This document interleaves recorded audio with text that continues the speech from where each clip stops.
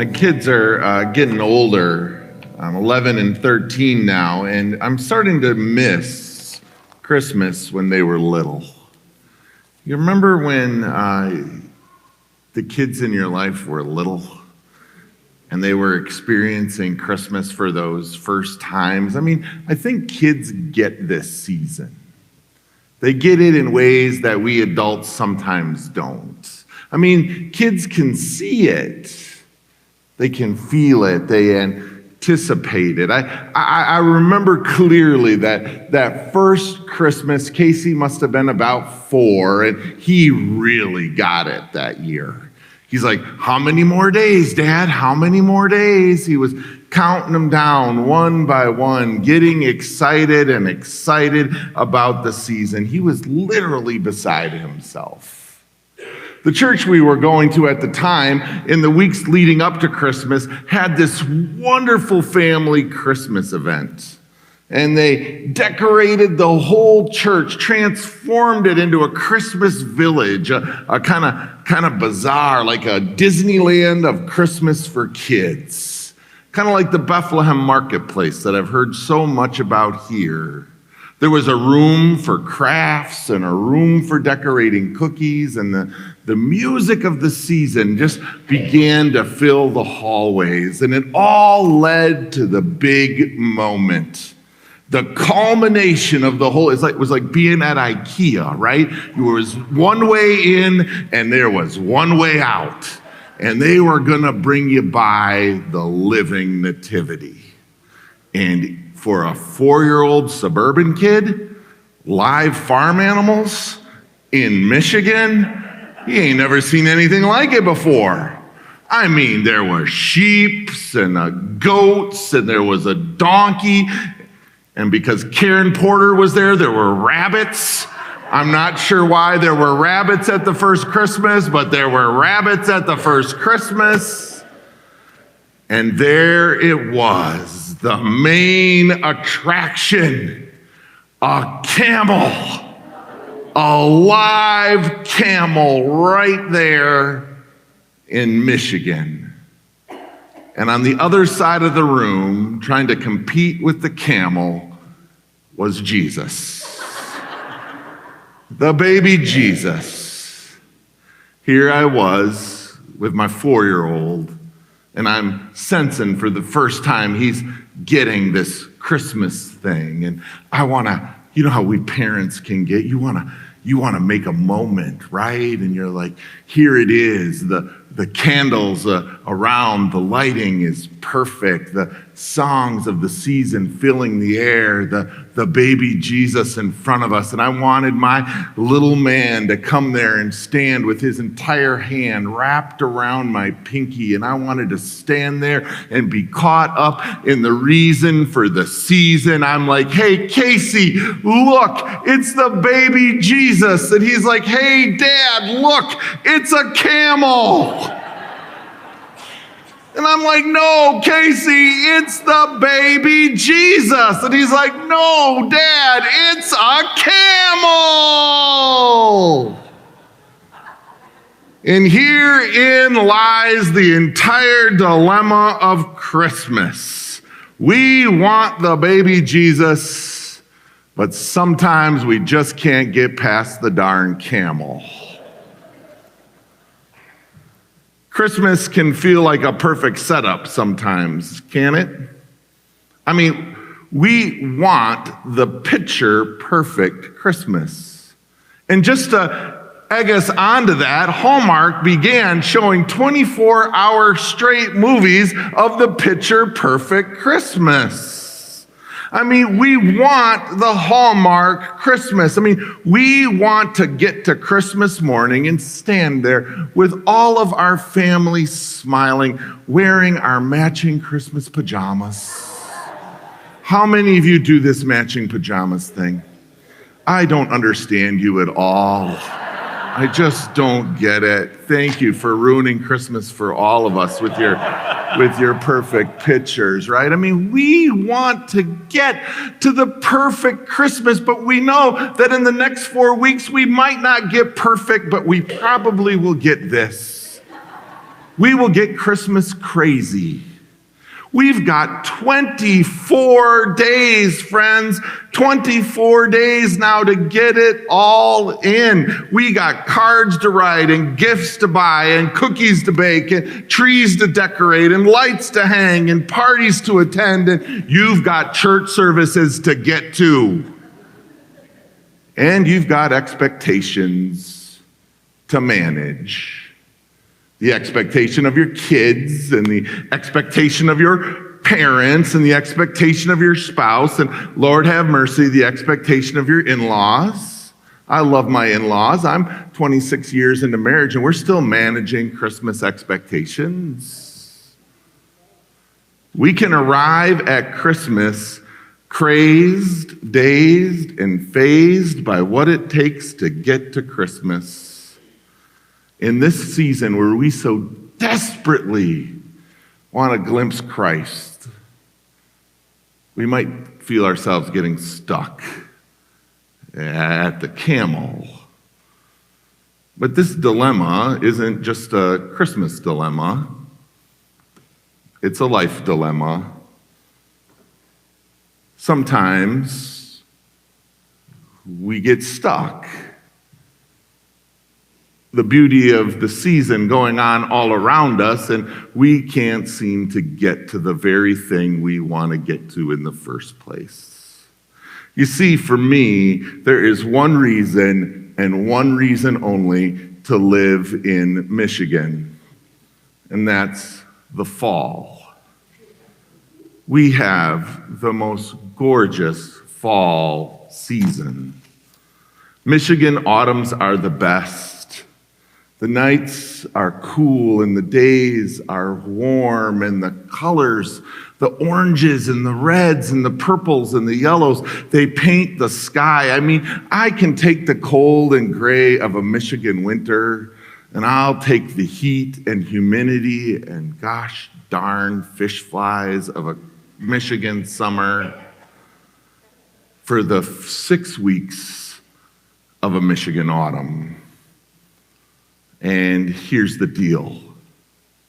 This year, I missed it. Oh, it happened. It happened all around me. And I completely missed it.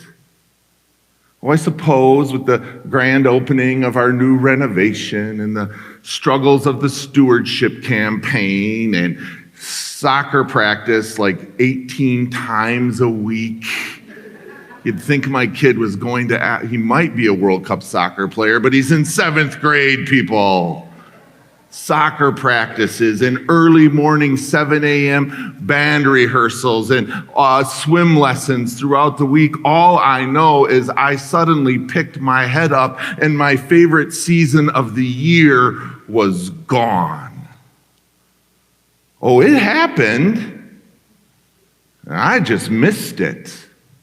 I never picked my head up to see what was going on around me. I missed it. Ever feel like you're missing it? Whatever it is? Harmony said, I do, Pastor Jeff. I do sometimes feel like I'm missing it.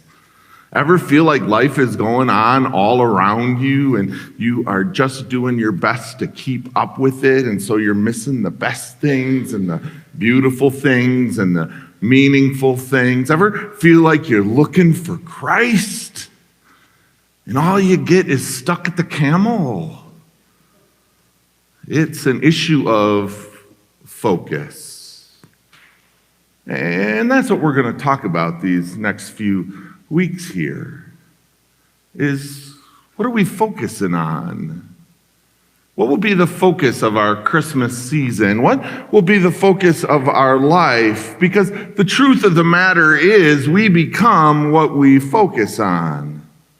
And where we focus is where we ultimately end up.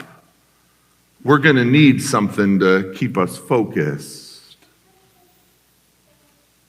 And Crystal told us today what that first thing is we're going to lift up for focus.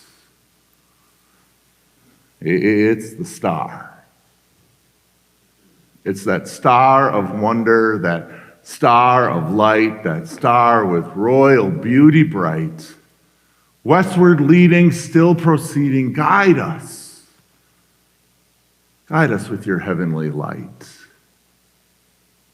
The wise men, the magi, they found a focus, and it led them to the place where Christ was present.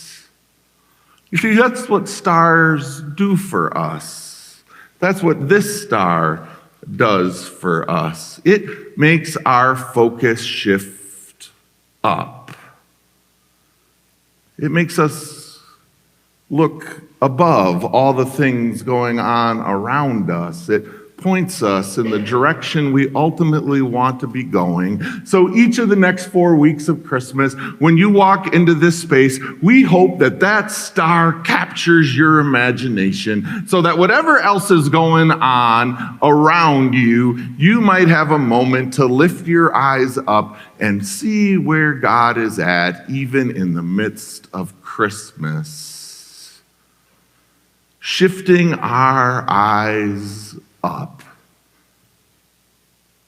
The Apostle Paul put it like this. He said, "From now on, brothers and sisters, if anything is excellent, if anything is admirable, focus your thoughts on these things." And suddenly all that is true, and all that is holy, and all that is just, and all that is pure, and all that is lovely, and all that is worthy of praise will be present right before you. Focus on these things. Focus on the best and not the worst. Focus on the beautiful and not the ugly. Focus on the praise and the things to praise, and not the things to tear down or to curse. I mean, there's going to be all kinds of distractions and disappointments in the next 4 weeks. All kinds of them. You can complain about how long the lines are or how crowded the parking lots are. You can complain at how slow the cash register folks are. We can complain about the weather. We can complain about how ungrateful our family is. And you can complain that grandma just has to stop getting run over by a reindeer. It is only the 1st of December, and if I hear that song one more time, I'm going to pull my hair out. I said that on Saturday, and Joyce from the back of the room said, "But you don't have any hair to pull out." I'm not going to complain about that.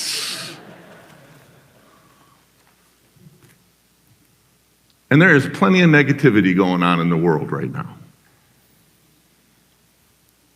And some of it we need to pay attention to. What's happening in Washington, but don't let it be the focus of this season. Don't let it be the focus of your life. Fix your eye on the star. Fix your eyes on the things that are true and the things that are good, the things that are grateful. Fix your eyes on the way of kindness. Find your focal point this season and let it guide you through this life. I saw the power of the star before Christmas this year, because I met a woman who had found her focus, and that focus made all the difference in the world. It was my friend Ann Brace. The fact that most of you never got to meet her is a real shame. She and her husband Brian started attending our church over a year and a half ago, and they loved it, and they were just starting to get involved here when in July of 2018, Ann got a diagnosis. Cancer. Bad cancer. Advanced cancer. Go home and get your house in order. Cancer. I remember talking to Ann over the phone in where's our back parking lot? It is somewhere there. It's over there.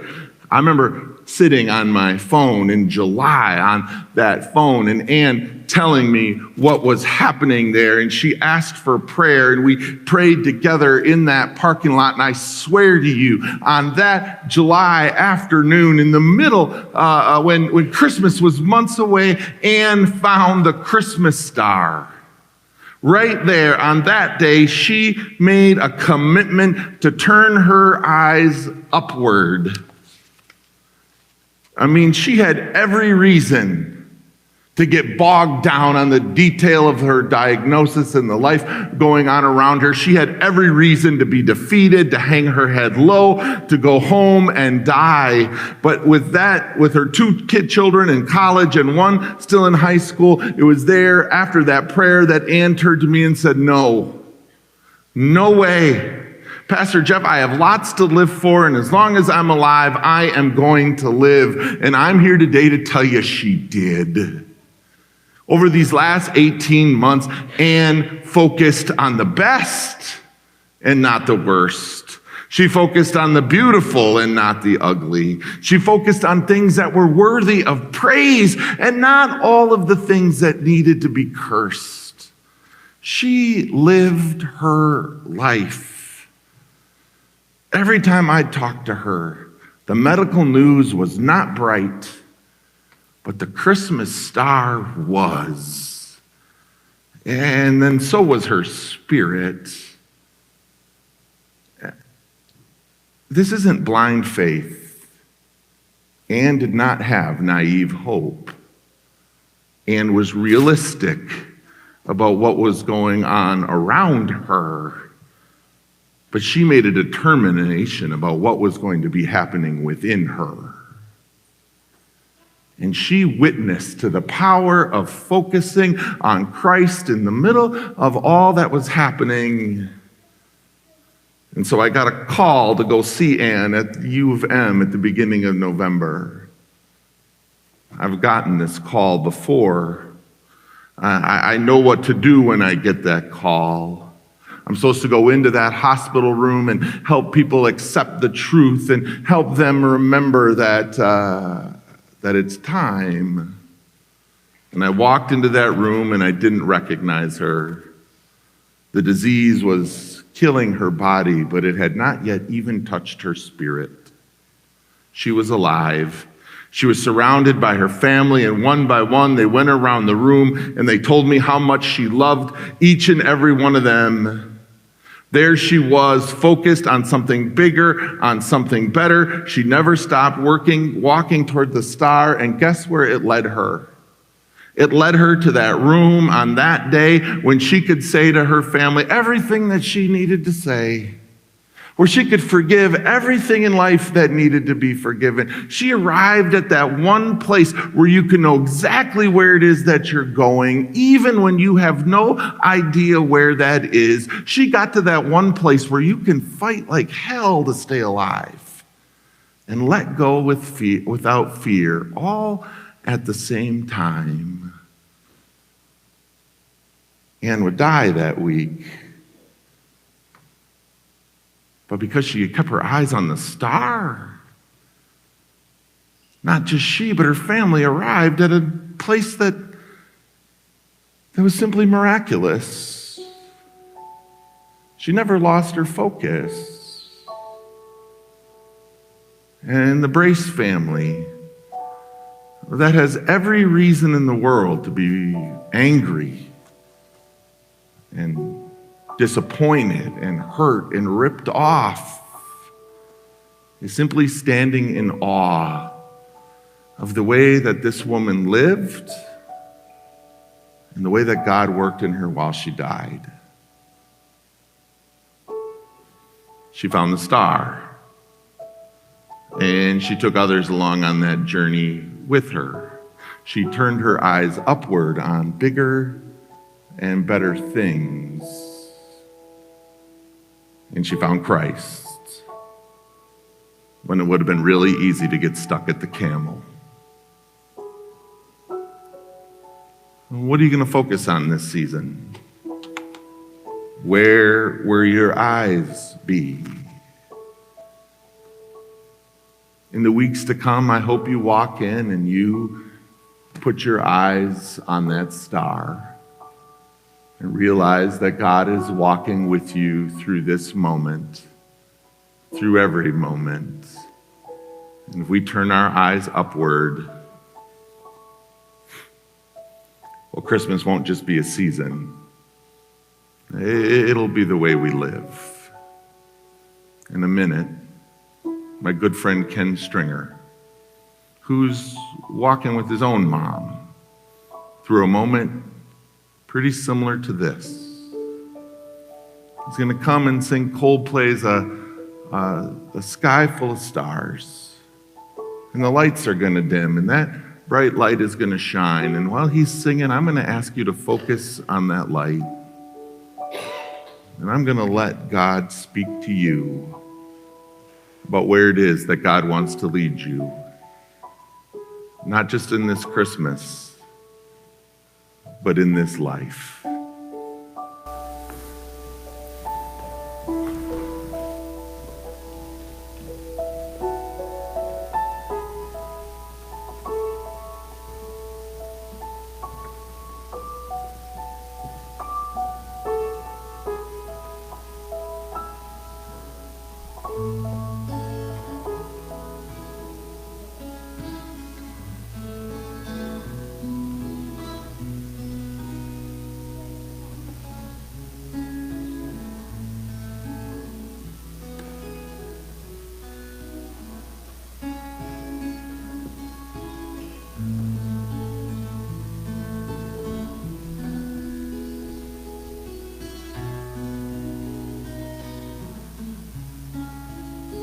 'Cause you're a sky, 'cause you're a sky full of stars.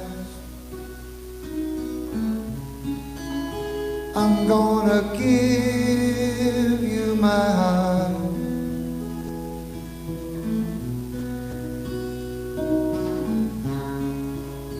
Cause you're a sky, 'cause you're a sky full of stars. 'Cause you light up the path.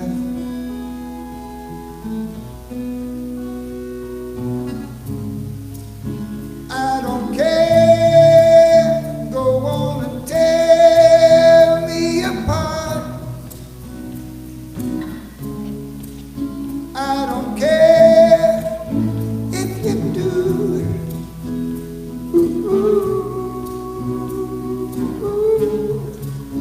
Cause in the sky, 'cause in the sky full of stars, I think I saw you.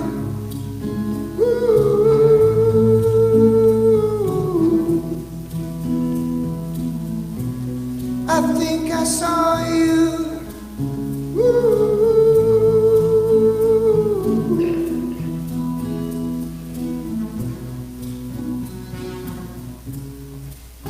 Cause you're a sky, you're a sky full of stars. I wanna die in your arms,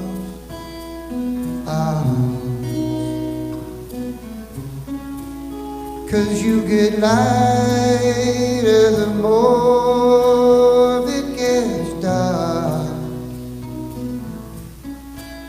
I'm gonna give you my heart.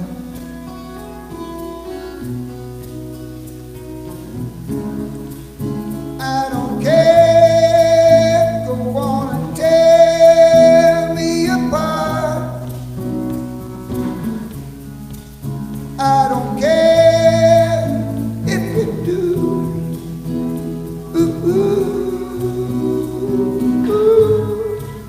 Cause in the sky, 'cause in the sky full of stars, you're such a heavenly view.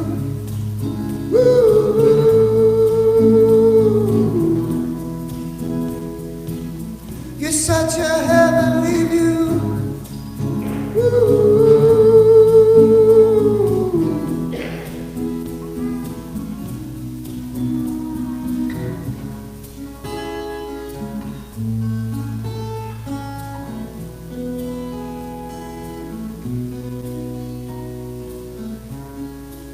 'cause you're a sky, 'cause you're a sky full of stars.